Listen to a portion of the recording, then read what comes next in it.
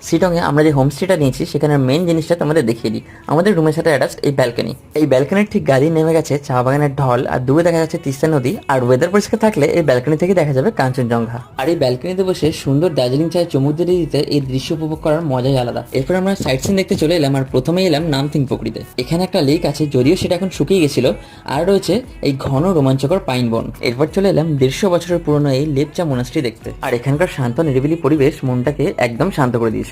মোনাস্ট্রির ভিতরটা বেশ কিছুদিন ধরে পরিদর্শন করার পর আমরা চলে গেলাম নেক্সট ডেস্টিনেশনে। বেশ কিছু ঢাল বেয়ে উঠতে হয়েছিল এই আই লাভ শিটং ভিউ পয়েন্টে। আর এখান থেকে 180 ডিগ্রি ভিউতে পুরো চারপাশের পাহাড়টা দেখতে খুব সুন্দর লাগছিল। দূরে দেখা যাচ্ছিল লেপচা মোনাস্ট্রি আর তার সাথে কিছু ছোট ছোট ঘর বাড়ি। এরপর আমরা চলে এলাম মহলদিরাম টি গার্ডেন দেখতে। চারপাশে শুধু চা বাগান আর চা বাগান, আর তার সাথে প্রচন্ড ঠান্ডা হাওয়া দিচ্ছিল আর খুব শীত করছিল আমাদের। আর আমরা সেরকম ঠান্ডার জিনিস নিয়েও যাইনি, তাই আমরা তাড়াতাড়ি হোমস্টের দিকে ফিরে গেলাম। এরপর কি করলাম জানার জন্য নেক্সট মিনি ব্লগটা দেখতে ভুলো না কিন্তু। বাই।